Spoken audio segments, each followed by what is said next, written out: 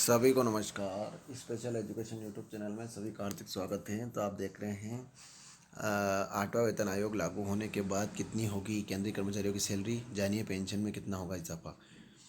केंद्रीय कर्मचारी इस समय आठवें वेतन आयोग का बेसब्री से इंतजार कर रहे हैं। इन दिनों इसे लेकर चर्चाएं काफ़ी तेज हो गई हैं। अगर आप भी एक सरकारी कर्मचारी हैं और आठवें वेतन के बारे में जानना चाहते हैं तो ये खबर आपके बहुत काम की है। आठवें वेतन आयोग लागू होने के बाद कर्मचारियों की सैलरी और पेंशन में कितना इजाफा तय माना जा रहा है। यह कितनी यह कितना होगा और इसकी कैलकुलेशन कैसे होगी, आइए जानते हैं डिटेल्स में। केंद्रीय कर्मचारियों के लिए एक और गुड न्यूज़ आई है। अब कर्मचारियों को आठवें वेतन आयोग का इंतजार है। सरकार हर 10 साल बाद नए वेतन आयोग को लागू करती है।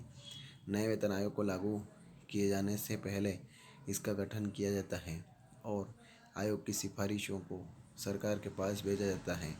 पिछले कई दशक से ऐसा ही होता आया है। इसी कारण अब यह उम्मीद जताई जा रही है कि सरकार 2025 तक आठवें वेतन आयोग को लेकर कोई फैसला ले सकती हैं। ये उम्मीद है कि इसके लागू होने के बाद सैलरी और पेंशन दोनों में तगड़ा इजाफा हो सकता है। हालांकि इसे लेकर अभी सरकार की ओर से कोई घोषणा नहीं की गई है। आइए विस्तार से जानते हैं इस बारे में खबर के माध्यम से। कर्मचारियों को यह है उम्मीद। बता दें कि केंद्र सरकार हर 10 साल बाद नया वेतन आयोग लागू करती है। ऐसे में अगले साल 31 दिसंबर को सातवें वेतन आयोग को लागू हुए 10 साल पूरे हो जाएंगे। सातवें वेतन आयोग का गठन फरवरी 2014 में तत्कालीन पीएम मनमोहन सिंह के समय में हुआ था। इसे 1 जनवरी 2016 से लागू किया गया था। अब 1 जनवरी 2026 से आठवां वेतन आयोग लागू किए जाने की बारी है।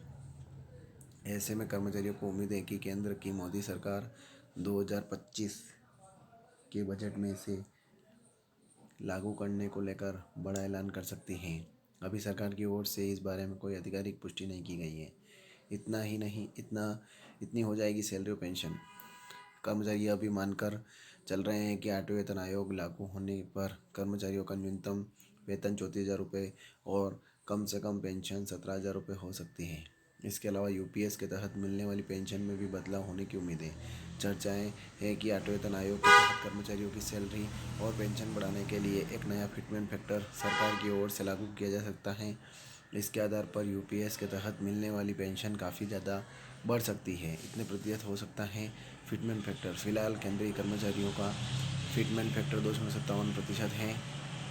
वहीं कर्मचारियों की बेसिक सैलरी 18,000 रुपये तय की गई है। लंबी समय के बाद कर्मचारियों ने फिटमेंट फैक्टर को बढ़ाकर 3.68% तक करने की मांग की है ताकि महंगाई से आसानी से लड़ा जा सके। वहीं माना जा रहा है कि आठवें वेतन आयोग में मोदी सरकार फिटमेंट फैक्टर को 2.57 से बढ़ाकर 3.86% तक कर सकती है। जानिए किस तरीके से फिटमेंट फैक्टर होगा लागू।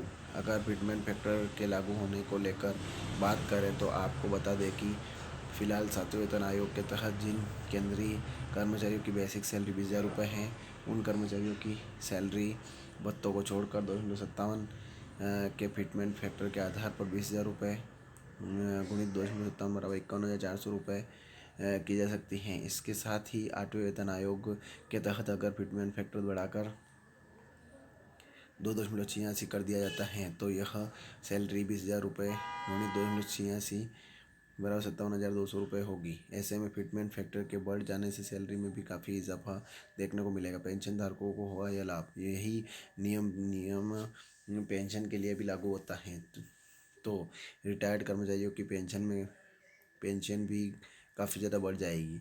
अब कर्मचारियों की न्यूनतम पेंशन 9,000 रुपये हैं, तो जो आठवें वेतन आयोग लागू होने के बाद 25,740 रुपये हो सकती है। इस आधार पर यूपीएस के तहत मिलने वाली पेंशन भी बढ़ सकती है और उनको काफ़ी लाभ हो सकता है। जानिए यूपीएस लागू होने का फ़ायदा। आपको बता दें कि यूपीएस लागू होने से 25 साल की सर्विस के बाद कोई कर्मचारी रिटायर्ड होता है तो उसे सेवानिवृत्त होने पर इससे पहले के 12 महीने के औसत मूल वेतन का 50% हिस्सा पेंशन के रूप में मिलेगा।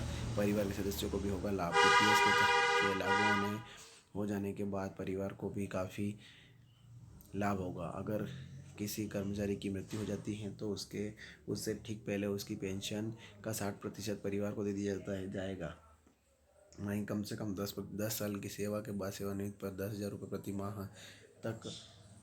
पेंशन माह तक पेंशन दी जाएगी। महंगाई से भी मिलेगा राहत। इस योजना के तहत इस बात को भी सुनिश्चित किया जाएगा कि पेंशन पर औद्योगिक श्रमिकों के लिए अखिल भारतीय उपभोक्ता मूल्य सूचकांक के आधार पर महंगाई राहत दी जाए। इसका फायदा सैन्य कर्मचारियों के मामले में बढ़ जाता है। अगर कोई सैन्य कर्मचारी सेवानिवृत्त हो जाता है तो उनको ग्रेजुएटी के अतिरिक्त एक मुश्त भुगतान किया जाएगा। वहीं सेवा के प्रत्येक पूर्व 6 महीने के लिए फ़ायदा होगा। सेवानिवृत्ति की तिथि पर मासिक वेतन और डीए का 10% हिस्सा दिया जाएगा। इससे कर्मचारी से महंगाई से राहत पा सकेंगे। तो ये खबर थी। ज़्यादा से ज़्यादा शेयर करें, लाइक करें, कमेंट करें आपको खबर कैसी लगी। और आप मेरे चैनल पर नए हैं तो चैनल को सब्सक्राइब जरूर करें। जय हिंद, जय भारत।